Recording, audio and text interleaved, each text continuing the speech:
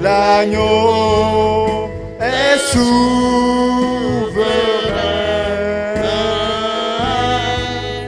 Nous élevons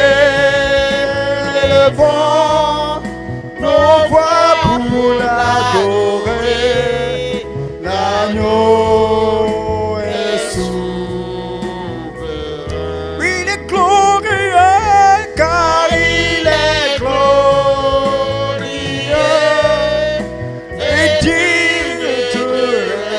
L'agneau est souverain, l'agneau est souverain.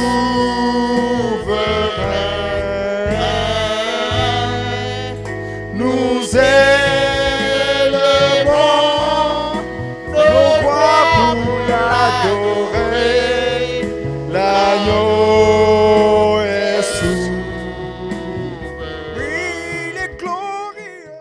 Est-ce que le Saint-Esprit est la première place dans ma vie? Frère, les temps sont mauvais. Est-ce que j'obéis au Saint-Esprit? Pose-toi ces questions ce soir. Est-ce que je vis par le Saint-Esprit? Est-ce que je vis pour le Saint-Esprit? Est-ce que je consulte le Saint-Esprit dans mes choix et décisions? Est-ce que je consulte le Saint-Esprit? Est-ce que je manifeste dans ma vie le fruit du Saint-Esprit? Pose-toi ces questions ce soir. Là où tu te trouves, à la maison ou dans cette salle, pose-toi cette question. Est-ce que je consulte le Saint-Esprit dans mes choix et décisions? Est-ce que je manifeste le fruit du Saint-Esprit?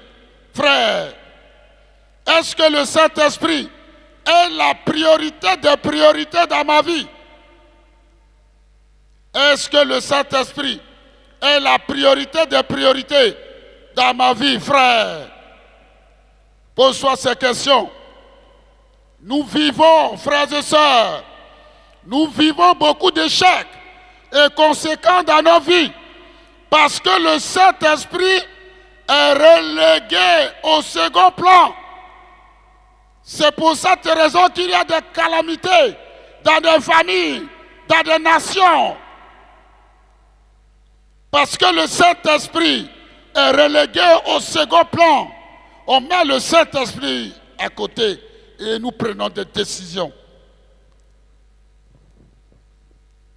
Être disciple de Jésus, frères et sœurs, c'est se rendre docile à Saint-Esprit.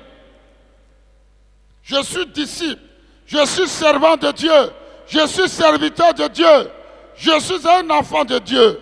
Nous devons nous rendre dociles au Saint-Esprit.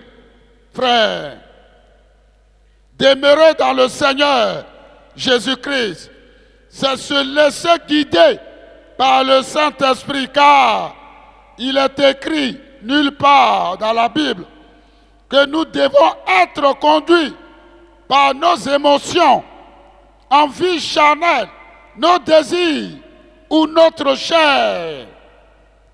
Mais Dieu, frère, a dit d'être conduit par le Saint-Esprit. Église, frères, sœurs, revenons à la vie par le Saint-Esprit ce soir. Chrétiens et chrétiennes, donnons toute la place au Saint-Esprit dans nos vies. C'est ainsi que nous allons vivre le réveil et la gloire dans sa présence dans notre vie. La Bible dit dans le livre de Romains 8, verset 13.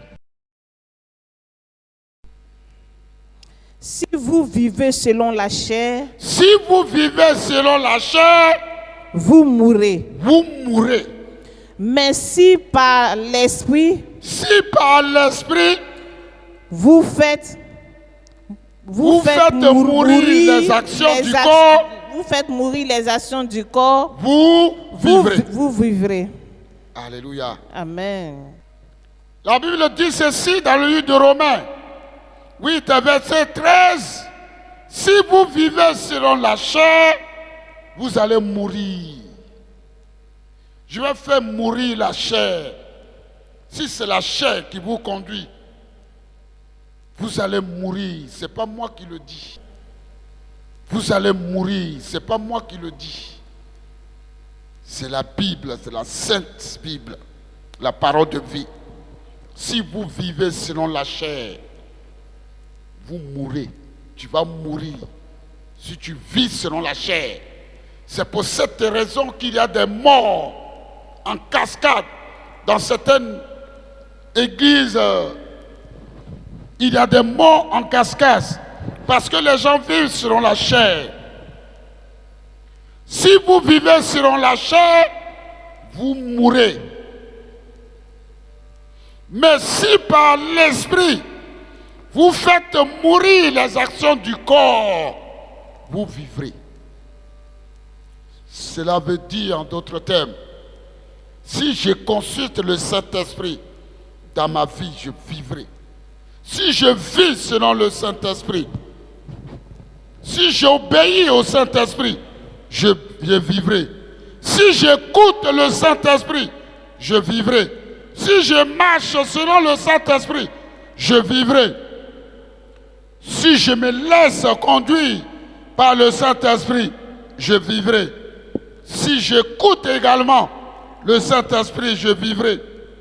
Si le Saint-Esprit est la première place dans ma vie, dans ma famille, dans mes choix, dans mon foyer, dans mon travail, dans mon ministère, je vivrai selon Romains 8, verset 13. Si j'obéis également au Saint-Esprit, je vivrai. Si je vis par le Saint-Esprit, tu as besoin de connaître ton identité. Est-ce que vous pouvez vous asseoir?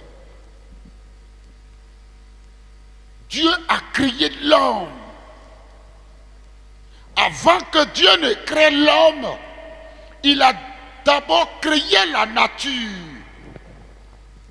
Il a créé la nature.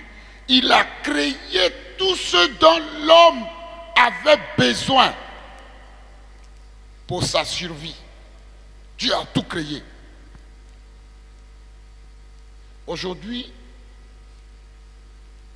même si les gens nous disent, mais vous adorez un Dieu étranger, le Dieu des Blancs, non, je n'adore pas le Dieu des Blancs. J'adore Jésus-Christ Nazareth et non les dieux des Blancs. Dieu nous a tout donné. Il a créé l'homme, il a créé la nature, afin que l'homme en profite. Mais qu'est-ce que nous faisons? Voulez-vous perpétuer la tradition des dieux des forêts? Dieu a créé la terre, il a créé les eaux, il a créé les arbres, afin que les hommes cultivent. Qu'est-ce que nous en faisons? Nous les adorons. Dieu a créé l'homme afin que l'homme l'adore, lui seul. Mais qu'est-ce que l'homme fait? L'homme va adorer un arbre.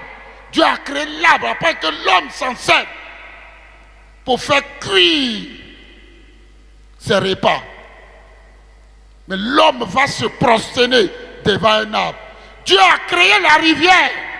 La rivière coule pour ravitailler d'autres localités. Il y a mis du poisson. Qu'est-ce que l'homme fait? L'homme va adorer les poissons. Il va adorer les eaux. Dieu a créé la rivière. Et la rivière est intarissable afin que l'homme, après avoir mangé, puisse boire. Et c'est cette eau-là que l'homme adore au détriment de l'Éternel. C'est pour cette raison qu'il y a des calamités. C'est pour cette raison qu'il y a des morts en cascade. Parce que l'homme s'est détourné de sa mission initiale d'adorer l'Éternel, rien que l'Éternel. Comment pouvez-vous adorer des grenouilles? Comment pouvez-vous adorer des serpents? Comment pouvez-vous adorer des arbres? Et le monde est étonné qu'il y ait des morts en cascade, des accidents en cascade. Parce que Satan, qui est le maître des adorations démoniaques, a besoin du sang. La mission pour laquelle Dieu avait créé Adam et Ève dans le jardin d'Éden, ils avaient tout à leur possession. Qu'est-ce que Dieu a fait par la suite? Il va envoyer Lucifer. Il va envoyer Lucifer dans le jardin d'Éden. Et sa mission était une mission d'observateur. Le diable devait observer Adam et Ève vivre tranquillement dans le jardin d'Éden, avec tous les animaux. Aucun récit biblique ne dit de façon précise qu'Adam avait été mordu par un scorpion, par un serpent, alors que Adam et Ève étaient tous les deux dans le jardin d'Éden. Ils vivaient une vie sans même fournir d'efforts. Ils avaient tout à leur disposition. Satan étant un usurpateur, qu'est-ce qu'il va faire? Il va regarder parmi la création animale de Dieu, il va identifier le serpent. Le serpent avait les mêmes attitudes, le même caractère que Lucifer. C'est pour cette raison que Satan a utilisé Lucifer. Quand vous allez dans les églises, les personnes qui critiquent les autres sont toujours ensemble. Et c'est l'esprit de serpent, l'esprit Jézabel qui mine dans les communautés. Si vous voyez que les gens marchent ensemble, cela veut dire qu'ils font les mêmes choses. Ça dit, ils se sont rencontrés dans des critiques, dans les calomnies ou dans d'autres choses qui les réunissent. Lucifer a regardé tous les animaux. Mais quelle était la mission de Lucifer? Lucifer voulait substituer la domination de l'homme. Comme l'homme dominait les animaux, Lucifer a identifié parmi les animaux. Il dit, bon, je peux utiliser celui-ci dans toutes les églises. Vous verrez que ceux qui sèment le désordre vont toujours utiliser des personnes qui leur ressemblent. Dans les familles, c'est pareil. Dans les maisons, c'est pareil. Dans les services, c'est pareil. Dans les communautés, c'est pareil. Il y aura toujours des gens que Satan va utiliser pour détruire les autres. Si quelqu'un vient vers toi dans l'intention de te détourner de ta vision, tu dis non, non, écoute, ça ne m'intéresse pas. Je ne veux pas avoir de problème avec le Saint-Esprit. Le serpent a regardé Lucifer. Il a dit, on manifeste le même caractère. Pourquoi Satan a réussi à utiliser le serpent? Parce que le serpent était jaloux. Une jalousie notoire. Le serpent était jaloux, orgueilleux, envieux. Donc Satan a identifié en lui un élément qu'il pouvait utiliser pour substituer la domination à l'homme. Et Satan l'a fait. Lorsque Satan a utilisé le serpent, la Bible dit, comme le serpent avait été utilisé par Satan, Dieu va maudire le serpent. Sinon avant, le serpent là, il ne remplait pas. Il parlait. Dieu va maudire le serpent pour dire désormais, tu vas marcher sur ton ventre et tu ne parleras plus.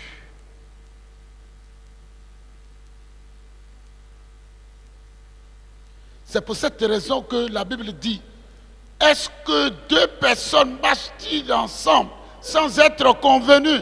Est-ce que tu vois deux personnes marcher ensemble sans être convenues? Est-ce que tu vas voir deux femmes marcher ensemble, deux hommes dans la ville marcher ensemble sans qu'ils ne se... Non. Satan est le maître de la ruse. Il est le maître de la mort. Il va faire croire à certaines personnes que si vous prosternez devant les statuettes, si vous prosternez devant les poupées, dans les chambres secrètes, devant les tissus noirs, devant les tissus rouges, devant les tissus violettes, vous adorez Dieu. Alors qu'il y a un piège. Comment une personne, avec toutes ses facultés intellectuelles, peut se prosterner devant une statuette pour dire celle-là, c'est une femme que je connais.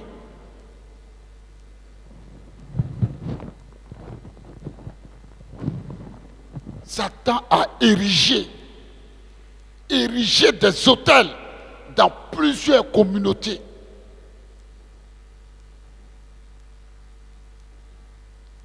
Faisons très attention. Les temps sont mauvais. Le diable a décidé d'ôter la vie à des milliers de personnes pendant que les gens sont distraits sur les réseaux sociaux. Ils sont distraits dans leur maison. Ils sont assis dans leur maison. Ils ne veulent pas se lever pour venir à la prière. Mais quand ils ont des problèmes, ils ont besoin de Jésus.